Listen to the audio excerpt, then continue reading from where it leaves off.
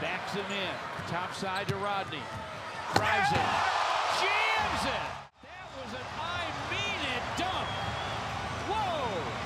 What a throwdown. Welcome back, you guys. And do you remember Rodney Stuckey? He played 10 years in the NBA as a guard for the Indiana Pacers and Detroit Pistons, but he was not on an NBA roster this past year. What happened to him? Stuckey is actually looking to make an NBA comeback for the next NBA season, so make sure to stick around to see which team he's looking to make a comeback on. In the 2007 NBA Draft, the Detroit Pistons select Rodney Stuckey from Eastern Washington University. At 6'5" and 205 pounds, Rodney Stuckey was able to play either point guard or shooting guard. You could plug him in the starting lineup or have him be your first guy off the bench.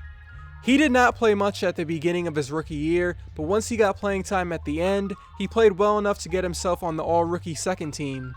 Rodney's skill set as a combo guard was someone who could get to the rim with his crossover, hurt you from the mid-range if you tried to play off of him, or create for shooters and his big men at the rim. It wasn't often that Stuckey would beat you at the three-point line, but he was really quick and was an underrated foul drawer. He was fast and could get to the rim. His best season scoring-wise came during the 2009-2010 season. Stuckey had a stretch during the month of December 2009 where he averaged 21 points, 4 rebounds, 5 assists on 44% shooting. There was one scary moment for Rodney Stuckey back in March 2010. He was wheeled off the court on a stretcher after he had a seizure on the bench in a game against the Cavs. This could have been really bad going forward for his career, but fortunately he was released from the hospital the next day after passing tests and would play later that month. When everything was clicking for Stuckey, he was a pretty good player and could create pressure on defenses, but during these times, Detroit was losing and losing bad. That conference finals appearance in 2008 would be the farthest Rodney Stuckey would get in the playoffs. There would be a lot of losing after that.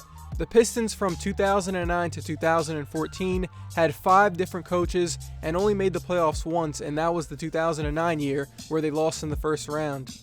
There was also the controversial Chauncey Billups trade for Allen Iverson back in 2008.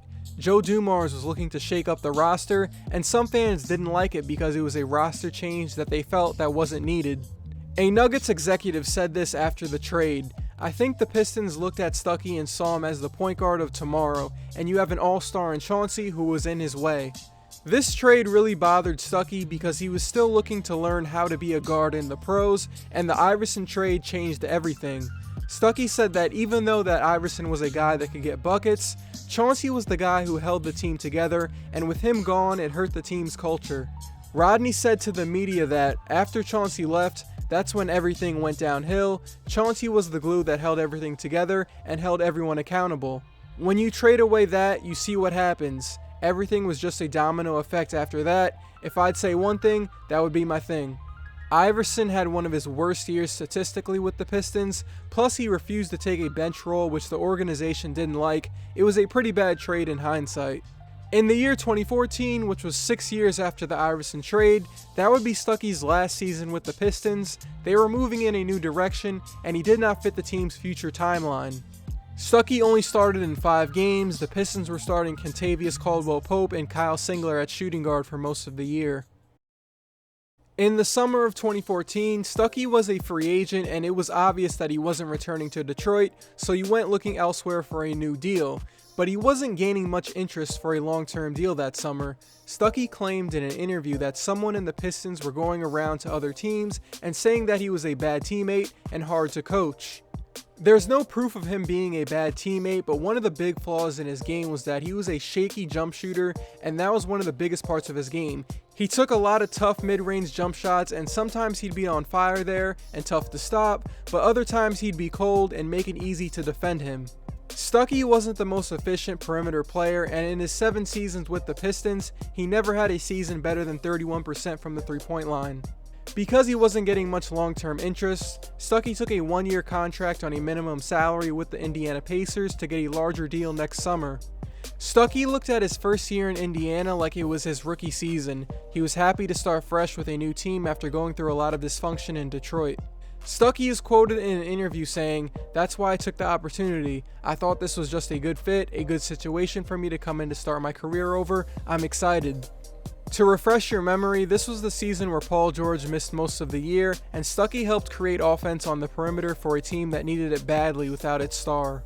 In 71 games for the Pacers in 2015, Rodney was the third leading scorer and also had career highs in field goal percentage and three-point percentage.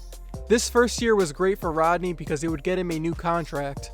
The Pacers traded away Roy Hibbert in the summer of 2015, which opened up the space needed to re-sign Stuckey to a 3-year, $21 million contract. In the middle of the 2015-2016 season, Stuckey had a sprain and a bone bruise in his right foot and had to sit out for some time. This foot injury really affected his ability to play at a high level and create separation on the perimeter. At one point during the season, Stuckey was only scoring 10 points per game on inefficient shooting numbers, 41% overall, and 20% at the three-point line. Because of his hamstring and patella tendon injuries, it forced Stuckey to play only 39 games in the 2016-2017 season. His final year averages with the Pacers were definitely the worst of his career. He shot a career low in field goal percentage while scoring only 7 points per game. He was waived from the team, and that would be his last year in the NBA. So why is he out of the league? Well, like most of the players for these videos, injuries derailed his career. It's unfortunate because he was pretty durable throughout his career until he went to Indiana. Stuckey said in an interview a few months ago that he's taking this year off to heal hamstrings in both of his legs and heal his strained tendon in his right knee. He says that his body still has miles left on it to play in the NBA, he just needed the year off. And it is looking like he'll have a chance to get back to the league. Rodney will be a part of the Portland Trail Blazers' upcoming veteran minicamp. There's no guarantees he'll get on a team, but we will see. Is Rodney Stuckey going to be back in the NBA when we get to October? I'm not really sure. It is obviously going to hinge on his medical reports and if he is looking good during those team workouts. And that is it for me. Appreciate it if you made it to the end. Which player should I do next? There will be a playlist for all the other what happened to their career videos that'll pop up in 2 seconds, so I'll see you guys soon.